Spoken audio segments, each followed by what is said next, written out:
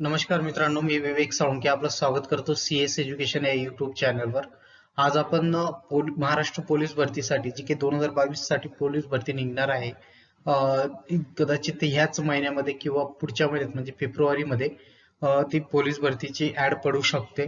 2019च्या संपूर्ण पोलीस भरतीची जी काही ऍड होती ती पूर्ण कंप्लीट झालेली आहे. त्याचे रिझल्टही लागलेले आहे. बाकीच्या जिल्ह्यांचे बाकीचे बाकी आहेत. तर ज्यांचं सिलेक्शन राहून गेलेलं आहे आणि जे नवीन पोलीस भरतीच्या तयारीला सुरुवात करत आहेत अशांसाठी हे एक लेक्चर, उपयुक्त असं लेक्चर मी तयार करत आहे. तर याच्यात तुम्हाला संपूर्ण अभ्यासक्रम मिळणार आहे. 2019 मध्ये कोणत्या कोणत्या घटकांवर तुम्हाला प्रश्न विचारले गेलेले होते ते घटकांचे सखोल विश्लेषण तुम्हाला इथं मिळणार आहे. आणि त्यानंतर तुम्हाला महत्वाची जी काही पुस्तके असतील, तुम्हाला कोणत्या पुस्तकातनं अभ्यास करायचा आहे तर ते पुस्तकांची सुद्धा नावे तुम्हाला इथं मिळणार आहेत. तर मग आपण आपल्या लेक्चरला सुरुवात करूया. त्या अगोदर जे कोणी नवीन असतील आपल्या चॅनलला तर त्यांनी सबस्क्राईब करून घ्यायचंय. बाजूमध्ये बेल आयकॉन असेल त्याला प्रेस करून द्यायचं, जेणेकरून येणारे जे काही नवीन व्हिडिओज असतील आणि आपण याच्यानंतर टेस्ट सिरीजही घेणार आहोत तर त्याचेही व्हिडिओ आपण आपल्या युट्यूब चॅनलला अपलोड करणार आहोत. तर त्याच्यासाठी तुम्ही आपल्या चॅनलला सबस्क्राईब करून घ्या. आणि त्याच पद्धतीने आपलं एक टेलिग्राम चॅनल सुद्धा आहे, ज्याच्यावर तुम्हाला रोज पोल स्वरूपात, क्विज स्वरूपात तुम्हाला क्वेश्चन आन्सर पाहायला मिळतील. तर तेही तुम्ही जॉईन करून घ्यायचं आहे. तर मग पुढे जाऊया आपण. तर तुमच्यासाठी एक छोटासा कोट्स घेऊन आलेलो आहे मी. तर तो असा आहे की सक्सेस की सबसे खास बात है की वो मेहनत करने वालों पर फिदा हो जाती है. तर सक्सेसची सगळ्यात मोठी खास बात जर असेल तर ती आहे मेहनत. जो या परीक्षेमध्ये या पोलीस भरतीसाठी जो कोणी मेहनत घेईल तर त्यालाच ते पद आणि ते पोलीस होण्याचे चान्सेस जास्त राहतील. तर अशा पद्धतीने हे कोर्स आहे. तर पुढे आपण जाऊया पुढच्या याच्याकडे, स्लाइडकडे. लेखी परीक्षा अभ्यासक्रम आपण इथं पाहणार आहोत. लेखी परीक्षेचा जो काही अभ्यासक्रम आहे तर तो आपण याच्यात पाहणार आहोत. तर तुम्हाला त्याचं पॅटर्न सांगतो. एकूण प्रश्न संख्या त्याची 100 असते. 100 प्रश्न विचारले जातात आणि गुण असतात 100. म्हणजे प्रत्येक प्रश्नाला 1 गुण अशा पद्धतीने असतो. आता हे 100 प्रश्न सोडवण्यासाठी तुम्हाला जे काही वेळ देतात ते देतात 90 मिनिटाचा. 90 मिनिटाचा तुम्हाला या परीक्षेत वेळ दिला जातो. त्याच्यामध्ये तुम्हाला 100 प्रश्न सोडवायचे असतात. त्याच्यात 4 घटक असतात. ते 4 घटक तुम्हाला मी सांगतो. तर त्या 4 घटकांवर तुम्हाला बरोबरीचे प्रश्न विचारले जात असतात. तर पहिला घटक असतो तो मराठी व्याकरण. मराठी व्याकरणात तुम्हाला 25 प्रश्न 25 मार्कांना विचारले जातात. 25 प्रश्न 25 मार्कांना विचारले जातात. त्यानंतर सामान्य ज्ञान असेल त्याचे सुद्धा तुम्हाला 25 प्रश्न विचारले जातात 25 मार्कांना. आणि सामान्य ज्ञान मध्ये चालू घडामोडी ऍड करून घ्या. मी इथे लिहिलेलं नाहीये, पण चालू घडामोडी मध्ये तुम्हाला जवळपास 10 ते 15 क्वेश्चन तुम्हाला सहज विचारले जाऊ शकतात. पुढचा विषय होता गणित.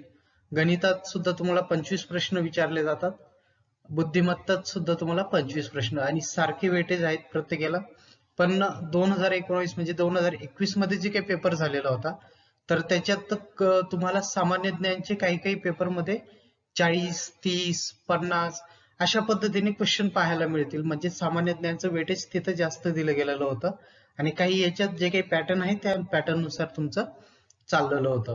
अशा पद्धतीने तुम्हाला 100 प्रश्न 100 गुण आणि 90 मिनिटं मिळतील तुम्हाला पेपर सोडवायला. जे नवीन मुलं असतील त्यांना हे पाहून घ्यायचं आहे. जे जुने असतील त्यांना माहितीच आहे की कसं असतं पॅटर्न.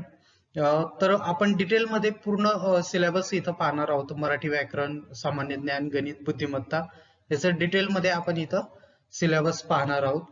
तर पाहूया पहिले मराठी व्याकरणचा सिलेबस पाहू.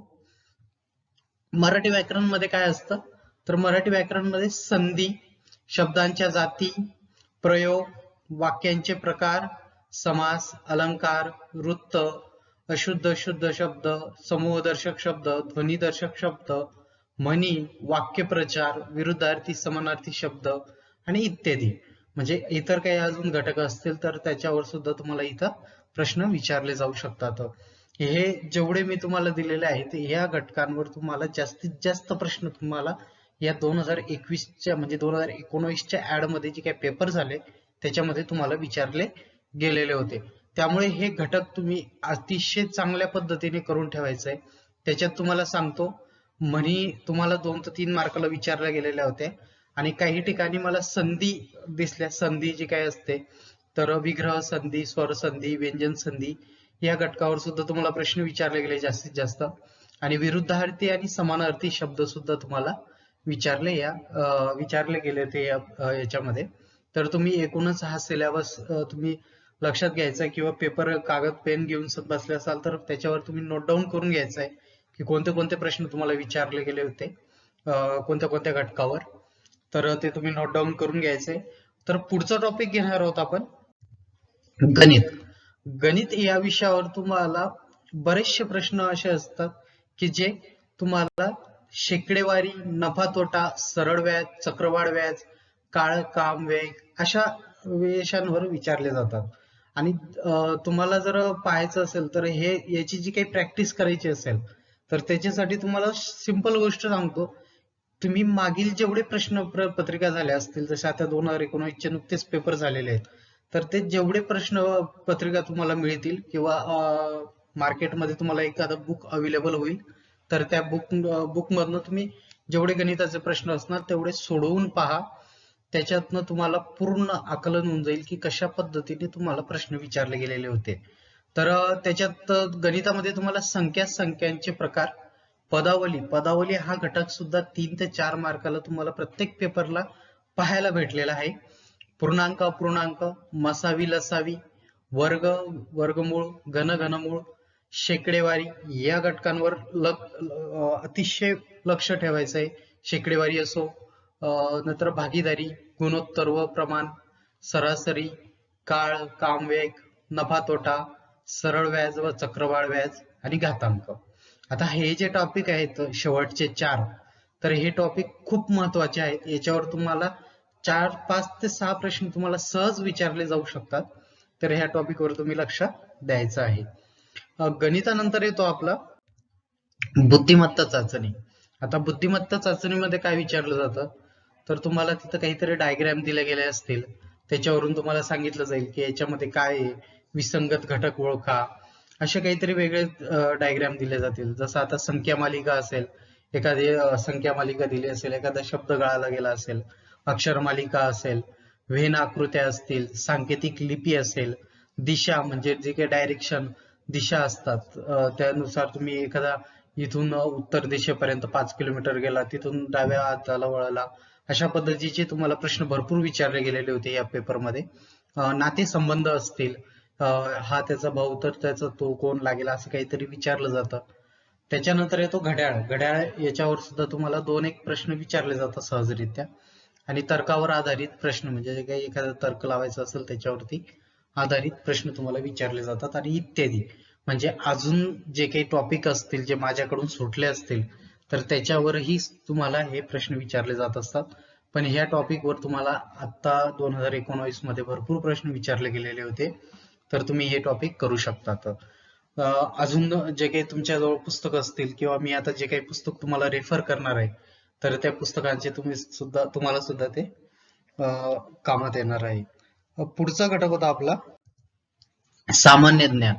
आता या सामान्य ज्ञान मध्ये तुम्हाला भरपूर व्हास्ट आहे हा विषय, भरपूर वाचन करावं लागतं, भरपूर आकलन करावं लागतं या विषयासाठी. तर याच्यामध्ये मी डायरेक्ट सब टॉपिक वाईज न जाता तुम्हाला विषय सांगून दिलेले आहेत की कोणत्या विषयांवर तुम्हाला प्रश्न विचारले गेले होते. तर इतिहासावर तुम्हाला प्रश्न विचारले गेलेले होते भरपूर, भूगोलवर विचारले गेले होते, राज्यशास्त्रावर विचारले, अर्थशास्त्र, पंचायत राज, सामान्य विज्ञान आणि इत्यादी. तर अशा पद्धतीने तुम्हाला ह्या घटकांवर प्रश्न विचारले गेलेले होते. माझ्या मते इतिहासावर सगळ्यात जास्त प्रश्न विचारले जातात. इतिहास आणि राज्यशास्त्र आणि पंचायत राज ह्या 3 घटकांवर तुम्ही लक्षच ठेवायचं आहे. याच्यामध्ये तुम्हाला सर्वात जास्त प्रश्न विचारले जातात. आणि एक पेपर असा होता की कोणत्या जिल्ह्याचा होता मला माहित नाही, पण त्याच्यात सामान्य विज्ञानासाठी तुम्हाला भरपूर प्रश्न विचारले गेलेले होते. जवळपास 15 प्रश्न तुम्हाला सामान्य विज्ञानावर विचारले गेलेले होते.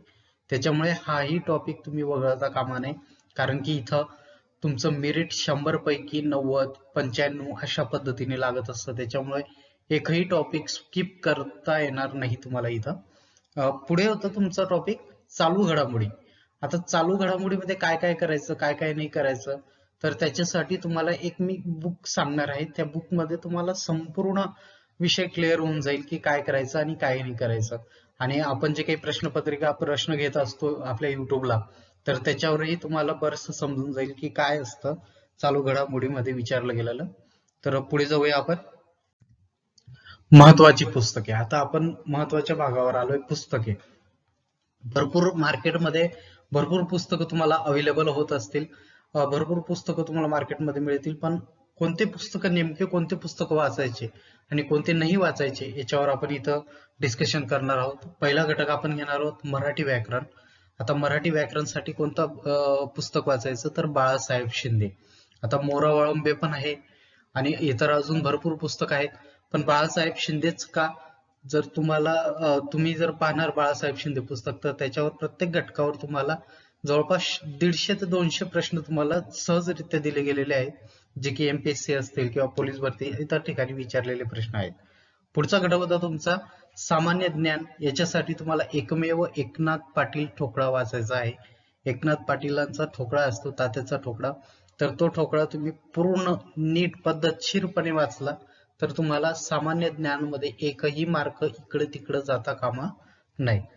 पुढचा प्रश्न पाहणार आहोत, आपलं पुढचं हे पाहणार आहोत आपण सब्जेक्ट, तर तो होता गणित. गणितामध्ये नितीन महाले सरांचं कोकिळा प्रकाशनचं बुक आहे, ते अतिशय महत्वाचं आहे आणि खूप इफेक्टिव्ह आहे या परीक्षेमध्ये. इव्हन त्यांच्या पुस्तकामधनं जवळपास एका जिल्ह्याला 2 ते 3 प्रश्न विचारले गेलेले होते नितीन महाले सरांच्या गणिताच्या पुस्तकामधून.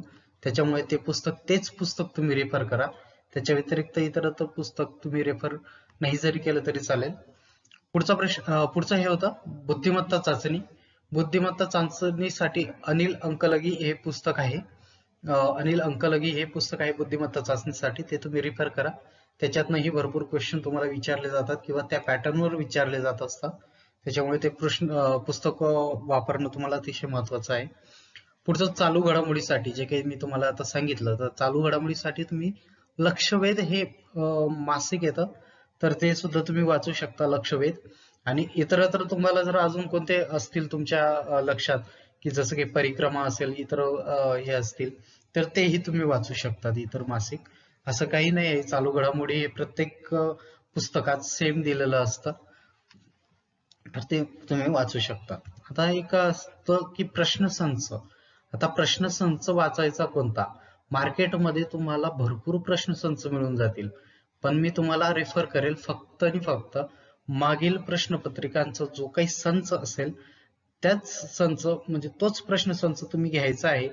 आणि इतर तुम्हाला एक्स्ट्रा जर तुम्हाला प्रश्नपत्रिका सोडवायची असतील तर त्याच्यासाठी मी तुम्हाला पुढे सांगतोच.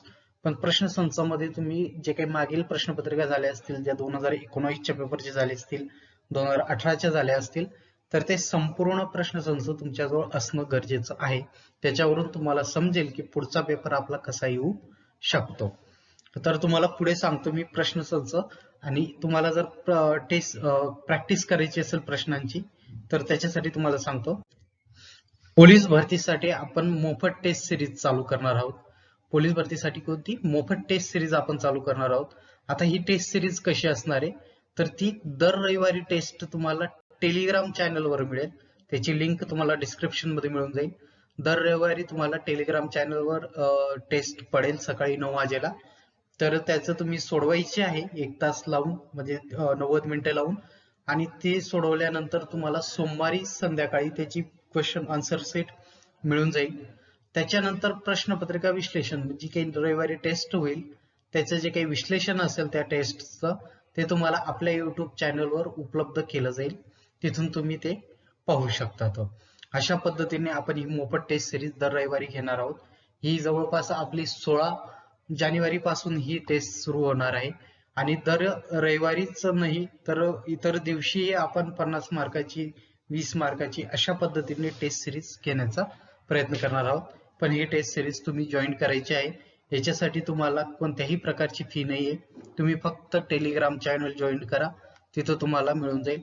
आणि आपलं युट्यूब चॅनल सबस्क्राईब करा, तिथं तुम्हाला त्याचं विश्लेषण मिळून जाईल.